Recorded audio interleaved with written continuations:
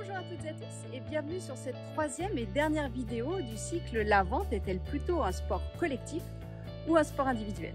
Alors vous vous rappelez, dans les deux précédentes vidéos, on avait vu que la vente était un sport, que c'était un sport collectif en interne au sein de l'entreprise, dans le sens où tous les services devaient concourir ensemble pour pouvoir réussir. Et aujourd'hui, je voudrais attirer votre attention sur le fait que la vente est véritablement un sport collectif en externe au sein de l'entreprise. Ça va être vrai avec l'écosystème au sens large du terme, que ce soit par exemple les fournisseurs pour co-construire ou les partenaires au sens large du terme.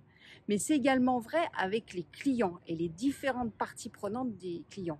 Il y a une étude qui avait été faite il y a quelques années par le Harvard Business Review qui disait que c'était 6,8 interlocuteurs qui étaient à prendre en compte chez le client dans un processus de vente. Je pense qu'aujourd'hui, c'est de plus en plus important, ce chiffre est vraiment en hausse.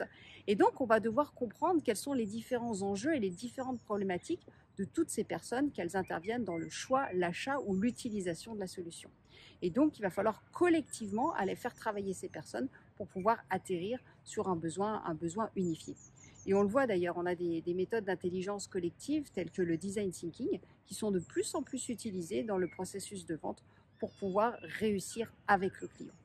Donc si vous aussi ça vous intéresse de savoir comment vous pouvez travailler collectivement avec vos clients ou avec vos écosystèmes, contactez Business Up Academy. On regardera en fonction des spécificités de vos solutions et de vos clients quelles sont les méthodes les plus adaptées.